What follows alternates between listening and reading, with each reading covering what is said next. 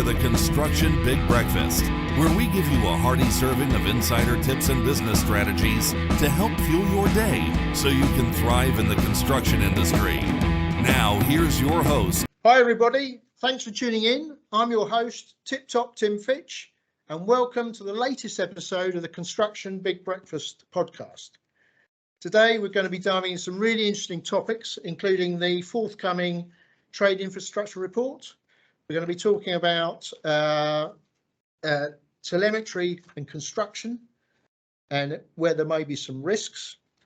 And also we're going to talk a little bit about, or reminisce a little bit about, my time in Mexico City many, many years ago. Joining me today on the podcast is our very special guest, Carlo Dade. Welcome to the podcast, Carlo. And can you give our listeners a very short introduction to yourself?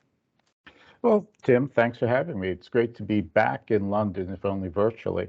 So I'm a dual Canadian-US citizen, been in Canada for a couple decades. Started my career at the World Bank, working the Latin American technical region, worked for the US government running a foreign development program, a grant program, an independent agency of the US government in the Caribbean. And came up to Canada, run Canada's Latin American think tank, heavily involved in trade issues because the Harper government at the time was aggressively opening trade negotiations in Latin America. And I've taken that trade experience to Western Canada, where I advocate for the interest of the four Western provinces, British Columbia, Alberta, Saskatchewan, and good old Manitoba, to make sure that Western interests are represented not just in Ottawa, but in Washington, D.C., Tokyo, and Mexico City, our third NAFTA partner. Terrific. We're going to dive into that and a few other topics. But of course, Carlo, if you've done any homework at all, you'll know what the next question is. So, Carlo, it's great to have you on today. And the first question is, of course, what did you have for breakfast today? So, having seen the show before, I actually brought it with me. So I'm not a breakfast person, but there's a company in Calgary, a little, home business, yep. And they make these energy bites, peanut butter, chocolate, pretzel bites. And so I have these in the morning. And then since I'm in the office, my colleagues bring their dogs to the office. We're a dog-friendly office. So I don't eat dog treats, but these are Canadian dog treats. You can see they're Poutine dog treats for the Canadian dogs running around the office. So the dogs get a dog treat in the morning and I get an energy bite. Well, we're going to come back to Poutine in a minute because, of course, for my British viewers, they won't know what Poutine is. So I'll come back to that in a minute. I'll just see what I had. I had a homemade sausage, egg and cheese muffin for breakfast. We've got into that in our household. But just to go back to Poutine, because the first time I'd ever heard of it was when I was on holiday in Whistler about 4 years ago. And of course it arrives and so that's chips and gravy, plus one additional ingredient, which is the curd cheese, which is unheard of. Chips and gravy, British culture, particularly in the northern part of the country, and very well loved it is, of course, but to put curds on it, that's where Britain and Canada, we divert a bit in our culture. Oh, no, it's not just curds. In Atlantic Canada, it's lobster. In Quebec, it's foie gras. So, no, it's just a platform upon which you... It's a platform. We're going to be talking about platforms later, technological platforms rather than culinary ones. But anyway, it's great to have you on, Carlo. I know we're going to have a very interesting talk today. So when we met in Vancouver face-to-face a couple of weeks ago at the Canadian Construction Association annual conference, which thank goodness is back face-to-face after an imposed hiatus because of the pandemic. Yeah, it was great. And it was, I came back full of energy and it was just great to be back in the meeting people. And of course, whilst we were there, the whole mask wearing thing dropped in British Columbia. So it was really great. But you gave a fascinating, in fact, you did two talks, but the one that really I think our viewers would be most interested in is this whole piece of research you've done on trade infrastructure and some of the constraints that there are in Canada and some of the research you've done about it, because I know you came to the UK to talk to some of our people about possible solutions. Right. So this has been a 8-year research project at the Canada West Foundation. Obviously, exports are important, but for most countries, but for Canada in particular, 2/3 of our country's GDP comes from exports. If you go down to the States, it's about 20%, 20-ish percent. Even in Australia, it's only 45%. So moving goods in and out of the country is critically important for Canada, more so than the Aussies or the Americans. But here in Western Canada, it's even more important, especially for the prairie provinces. So you take Alberta, 30-some percent of our GDP in this province come from exports. You cross the border to the state immediately to the south of us, Montana, and that figure drops to like 3.2%. So the whole focus on moving goods is important. But we've noticed that we've had problems internally that are fairly well known, I think.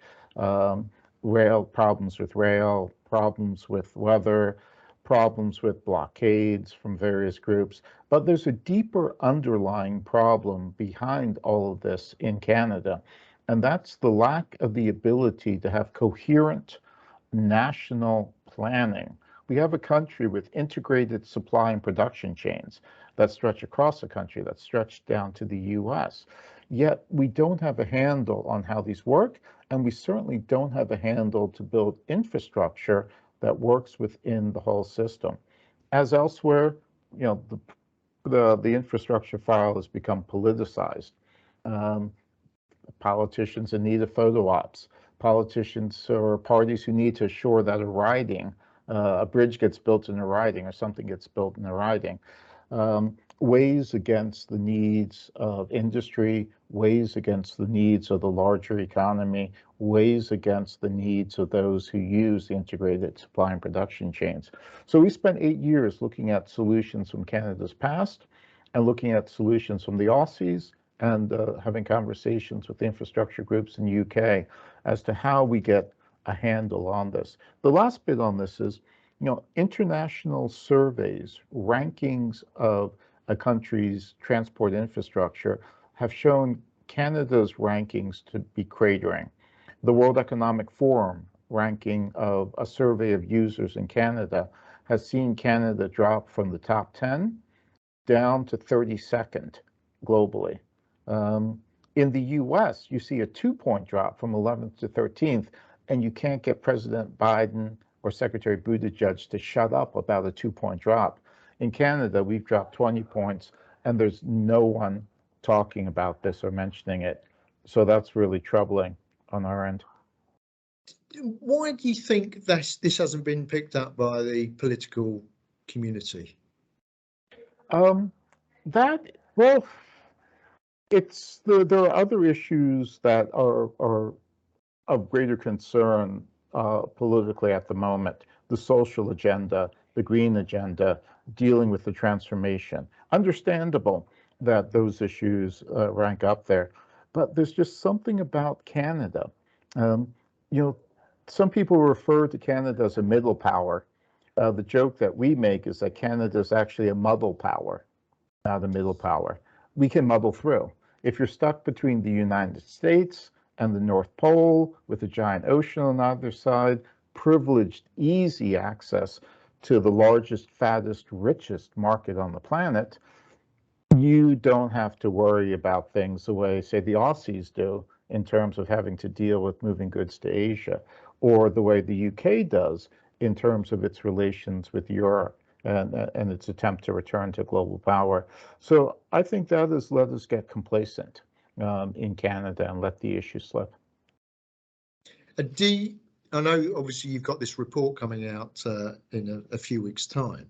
Well, no, we will publish this just after it's come out. So it's just come out, you know. And I mean, is your expectation that this will get traction, that it's going to influence? Is it going to influence the politicians directly, or is this going to be a wake-up call to the other stakeholders to start rattling the cage a bit? So there's a copy of the report for your viewers. I guess when this comes out, they'll be able to get it online. But we do expect it to move the political discussion. We're putting a great deal of emphasis on reframing the political discourse and the public discourse around infrastructure. And to get to that complacency I mentioned, part of the move is to, make the public aware of the problems inherent in the current way that infrastructure projects, specifically transport infrastructure, trade infrastructure, are financed. And that's the move from shovel ready to shovel worthy. We've lapsed, I think, globally into a discourse and an acceptance of a discourse that says funding something simply because it's ready in an emergency is a good and acceptable thing.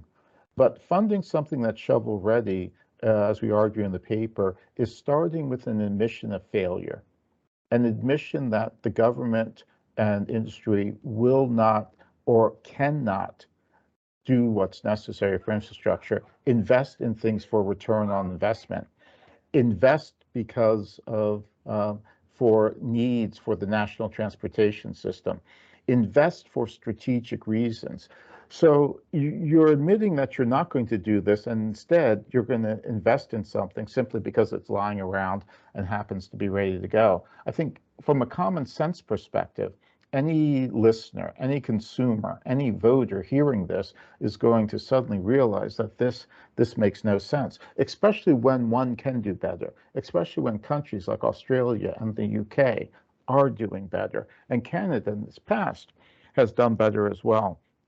So this is the big push. And let me note that if you do the research, if you do the analysis of projects and you have a pipeline of projects, even when a crisis like COVID hits or the financial crisis hits, you're accelerating things in the pipeline, things that make sense for the national context, as opposed to running around looking for something desperately to fund. So even in times of crisis, shovel ready does not make sense when you can do shovel worthy. So we're trying to reset the discourse in Canada to bring this to the forefront. And from a common sense perspective, voters don't want their money wasted. And if you can make the argument that we're not getting maximum value from public dollars, and it's easy and possible to get that maximum value from public money, that should be a winning argument. I absolutely agree. And of course, you've got these other strategic drivers, the economic imperative that the infrastructure's declined in terms of what the other rest of the world thinks about it. And you're such a massive net exporter. I mean, speaking of someone on the other side of the pond, it sounds bonkers, but if you depend on moving goods for a living and your customers are telling you that they don't think you can move goods, you have a problem. You do, yes.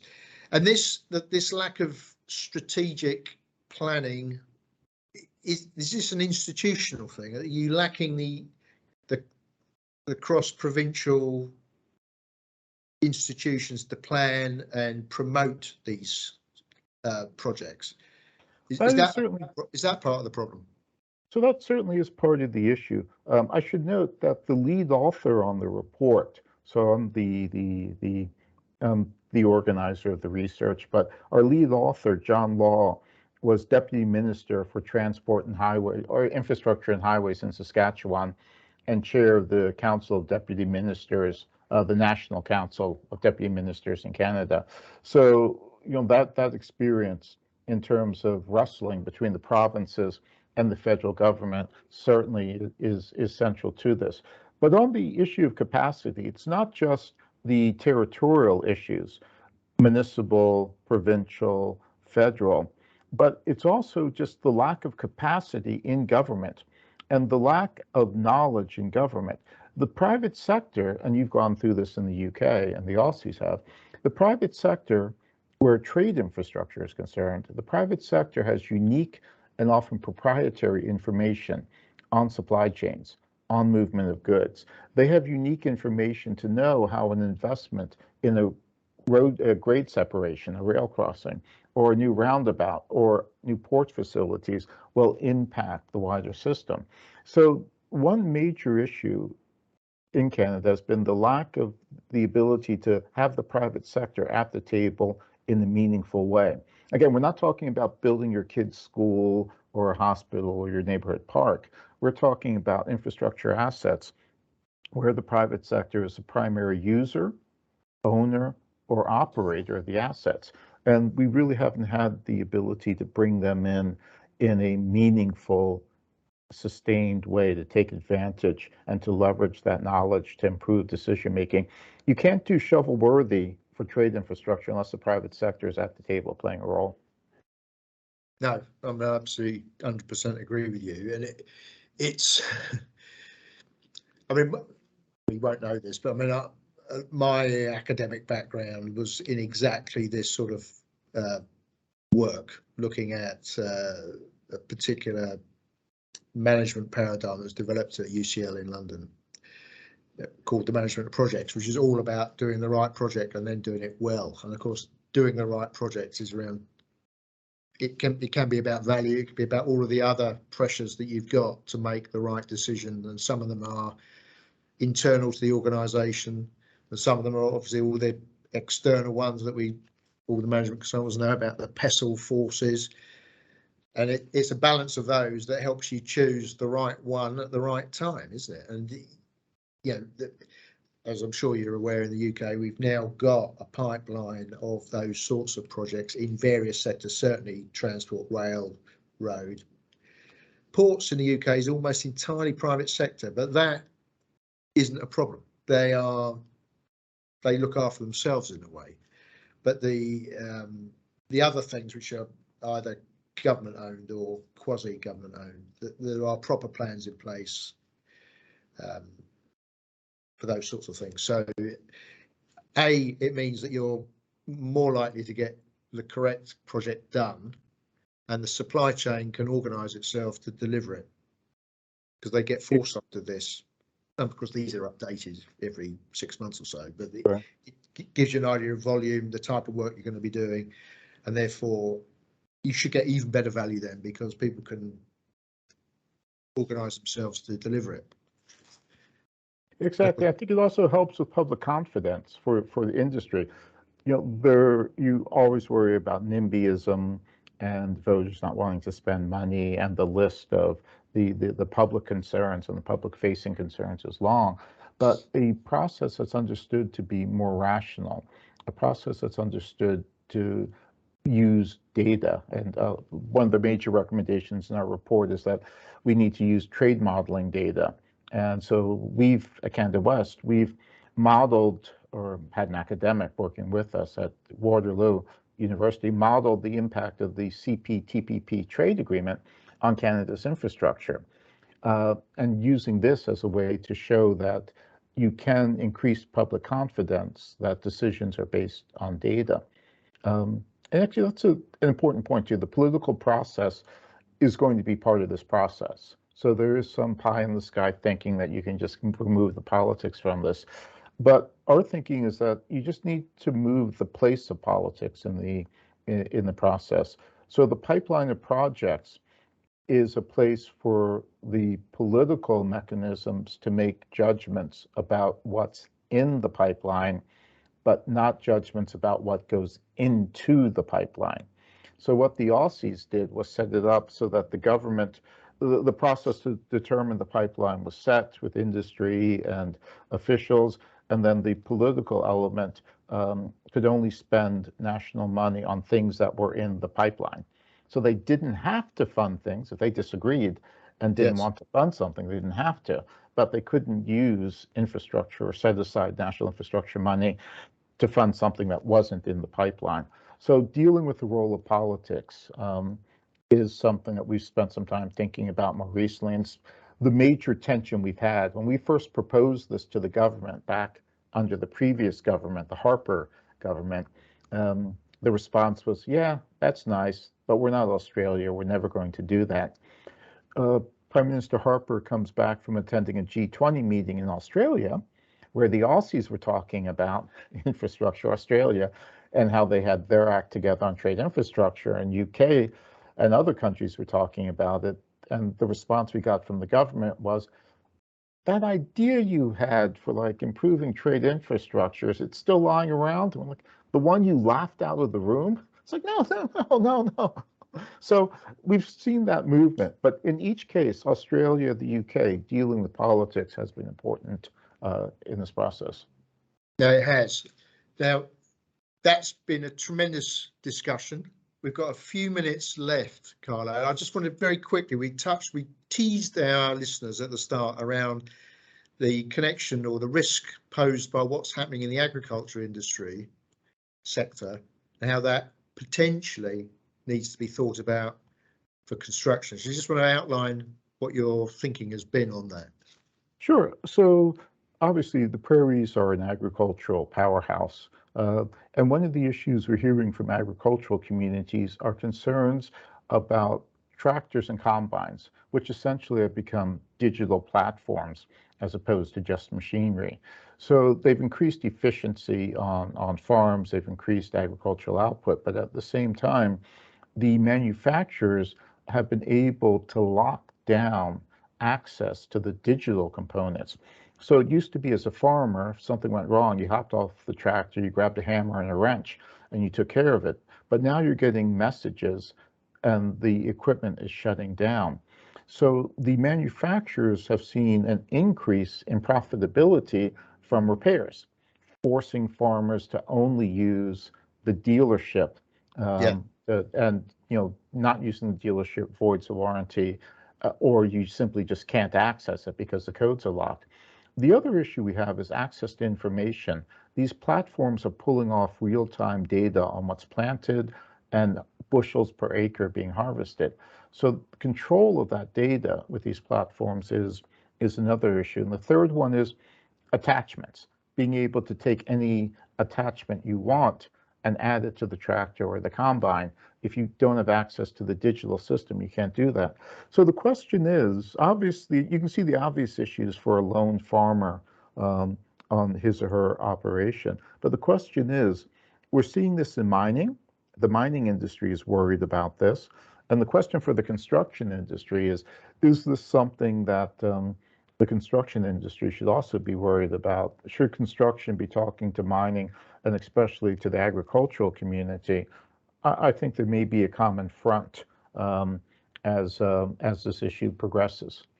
Yeah, I mean, I've got a bit of knowledge of exactly what could happen, because I was involved in a piece of research on a very large infrastructure project in London 2 or 3 years ago, where they collected all of the telemetry from all of the machinery, which is there already, and it goes back to the manufacturer, and they use it to monitor the engine and, for servicing reasons, because they were able to establish what the idle time was from this data, and it was much higher. I mean, the rule of thumb is that construction plant on an inner city type construction plant, not doing a road or something, is idle 50% of the time. It turns out it's 70%. And the other crazy thing that came out of it is when it's idle, the engine's still running. And I said, well, why? Surely the manufacturers of this plant, they're massive organisations. They could have a little clever thing that turns the engine off when it's idle. And the answer we got back was, no, they have. It does that, but you can override it. It's actually defaults to that, and you can override it with a knob. And so why would anyone do that? And then you find out, you go and talk to the driver, why are you turning it off? He said, well, I've been taught my entire life that if I'm sat in the cab and the engine's off, I'm not ready to work, and they won't sign my timesheet. So there's a cultural thing that was destroying it. It was extra wear and the CO2 and all of that. And it wasn't, the driver was only doing what he'd been conditioned to do over 20 years of being told off. Anyway, so there's a warning, really, those from the agricultural sector in Canada, possibly mining, that this could spread into the construction sector, and people need to be aware of that. So on that note, you're better off in the EU. I'm not sure where the UK is, but the EU is way ahead of Canada and the US in terms of protecting the rights of farmers in terms of accessing equipment, repairs, and data. So it's a bit different globally. So, if you're looking for shortcuts or worried, the EU has a good model. I shouldn't say the EU has a good anything in the UK, should I? Well, remember, half of us voted to stay.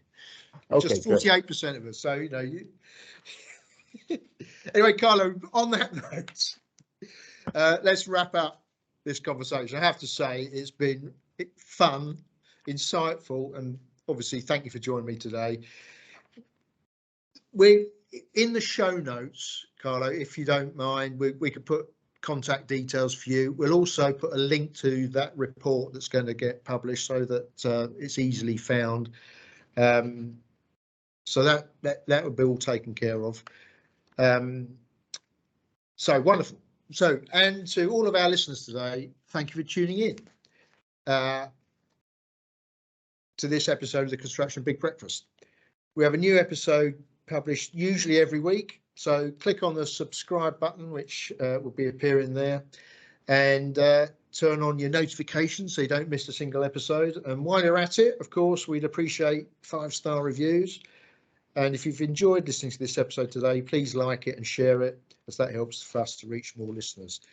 If you're interested in being a guest on the podcast or looking to collaborate in other ways, visit our website, which is invennt.com. That's 2 N's at the end. The link's in the description again, and fill out the contact form so one of our team will be in touch. So see you next time. Thanks, Carlo. Bye. Want to learn more about how Invennt can help your business maximize its bottom line? Head on over to www.invennt.com and get in touch with our team today. Thanks for joining us this week on the Construction Big Breakfast. Make sure to visit our website, www.invennt.com, where you can subscribe to the Construction Big Breakfast on all platforms so you'll never miss a show. While you're at it, if you found value in the show, we'd appreciate a positive rating. Or if you'd simply share it with a friend, that would help us out too. Be sure to tune in for our next episode.